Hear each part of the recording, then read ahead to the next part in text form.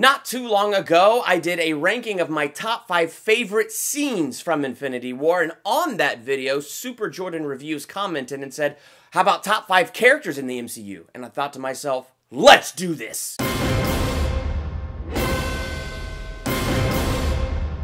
Welcome to Durbania, I'm Durbin, and this is my top 5 favorite characters from Infinity War. Now, my mom and sister were just out visiting me from Ohio this last week, so I'm a little bit behind on movies and things like that, so I'm really excited to have the opportunity to do videos like this and go back to these things that I know a lot about, and I'm just excited to talk about. I just got Infinity War on Blu-ray, so it's like right here on the forefront of this brain, and I'm just super excited to dive into it and talk even more about it. In fact, tomorrow, I'm dropping a theological analysis on the MCU's Thanos. Not the movie Infinity War, just Thanos himself, and doing an analysis on that character. And I'm super excited about that video too, so be on the lookout for that. In fact, hit that subscribe button to become a Durbanian and hit the bell by the subscribe button so that the moment that video drops, you will be notified. So, what are your top 5 favorite characters from Infinity War? Let's talk about it in the comments. Number 5,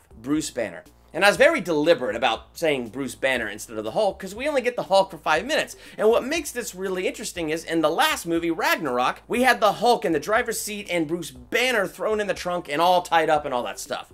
And finally, when you think by the end of Ragnarok, Bruce and Hulk kind of have an understanding and maybe they've come to a balance. No, after that first Thanos fight, suddenly the Hulk refuses to come out. My theory being he's kind of traumatized by how strong Thanos was and how easily and quickly Thanos beat him. Because even when Hulk went up against Thor in Ragnarok, which I am convinced Hulk was going to lose that fight, and they all cheated and, you know, used the quadrillion bolts of electricity and that taser to knock out Thor. I mean, seriously, how do you knock out the god of thunder with electricity? Come on! Anyway, so they knock him out, and that's how he loses the fight. I'm convinced Thor would have won that fight, but the difference to me is Hulk stood a chance and fought well in that fight. I mean, it was almost evenly matched, but Thor was just gonna, you know, just barely win and beat the Hulk. In this fight, it was no such thing. The Hulk went up against Thanos, and boom! Less than a minute, he's lying on his back, unconscious. So it was very interesting what they did between the relationship of Banner and Hulk refusing to show up, forcing Banner by the end of this movie to kind of man up, use Tony's suit, figure out how to use it, improv, and kind of be the hero without the power, kind of like Tony Stark is always the hero without the power. So I thought that was an interesting dynamic. Number 4, Thor. Thor definitely hits one of my top 5 favorite characters from Infinity War. And one of the big reasons is I love the first Thor movie. They just did a great job with that. They had this Shakespearean quality to it. I just felt like it was a good diving into Thor's character and a very good mix of, you know, epicness, humor, and kind of just Thor, like digging deep into his character and getting to know him. And the way they dug into the character in the first Thor movie, I don't feel like they've really done since then. I mean, Thor the Dark World, not so much. The Avenger movies is more of a team thing, so there's not tons of diving deep into the character of Thor. Ragnarok did present us the more comedic side of Thor, but I really enjoyed what they brought us in Infinity War, where we get the comedic side of Thor, we get the depressed side of Thor, because how could he not be depressed? He just had to kill his sister, he just lost his father, he just watched Loki die, so all this weight that was like all around in Ragnarok that we really didn't get too much of a sense of because it was very much a comedy, but we get more of a sense of that in this, and now the weight of that is on his shoulders, and I thought Chris Hemsworth did a great job portraying that, and they did a great job of bringing in the humor and that drama and the epicness of Thor. I mean, come on, him holding up that iris, you know, with the star about to break through, and he's like,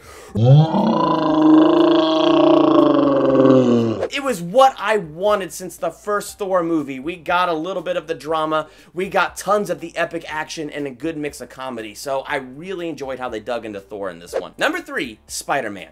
Tom Holland as Spider-Man is fantastic. I love his portrayal of Peter Parker and of Spider-Man. It's just been so much fun for me from the first time he showed up in Civil War, through his own movie in Homecoming, all the way through this movie. I've really enjoyed watching this Spider-Man character grow. I like how with the MCU, we've explored new territories with Spider-Man. We didn't retread the origin. We just kind of said, yeah, that happened. But now we get him meeting the Avengers, being mentored by Tony Stark, and now traveling to another planet and battling Thanos with the Guardians of the Galaxy and Iron Man. My biggest thing about Homecoming was there was not a lot of Spidey senses. I like the Spidey senses. I think they're cool. And we didn't get a ton of them in this movie, but we got a cool interpretation. So it was cool to like acknowledge at least that he has Spidey senses. And the fact that he knew he was about to disintegrate.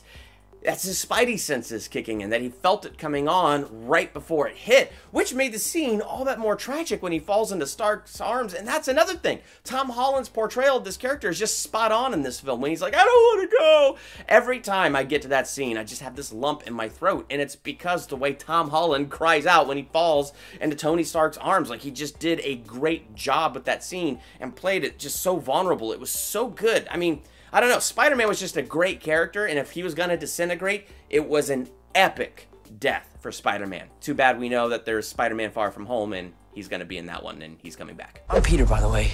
Doctor Strange. Oh, you're using your made-up names. Then I am Spider-Man. Number 2, Iron Man. Oh my gosh, to watch Tony Stark grow throughout the MCU has been a blast. He's always been one of my absolute favorite characters, and it's awesome to see him coming up against Thanos. It's really hard for me to come up with words to say because I just did a video and I've done so many videos on Iron Man, but let's just say watching Iron Man's growth and seeing him finally in this movie, the arc kind of rise to this point where now he's confronting his greatest fear, another alien invasion, a fear that's been building in him for 6 years. To see him confront that is awesome, and so it makes Tony Stark one of the most interesting characters for me to watch and one of my favorite characters in Infinity War. Tell me his name again. Thanos.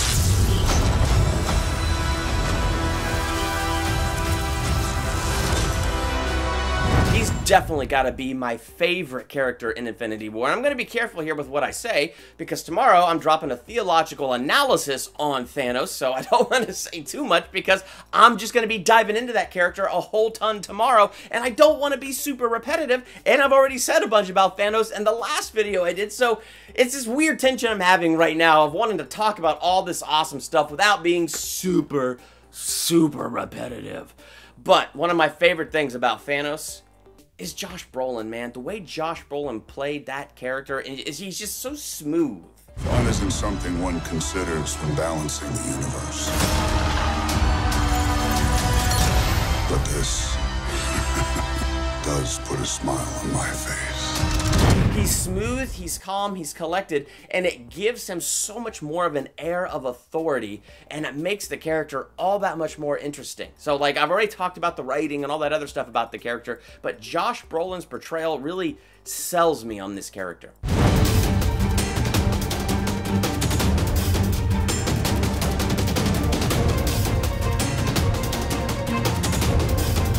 So there it is, my top 5 favorite characters of Infinity War. What are your top 5 favorite characters? Let's talk about that in the comments. Hit that subscribe button while you're down there and hit the bell by the subscribe button so you'll be notified for my next movie review, ranking video, the theological analysis I'm dropping on Thanos tomorrow, and all kinds of other great things. I got a lot of great stuff I'm working on in the works. I got some like fun stuff coming up here. I have a great end of summer ranking video coming out next week, so hit that bell so you're notified when all that stuff drops. I'm Durbin. Thanks for checking out Durbania.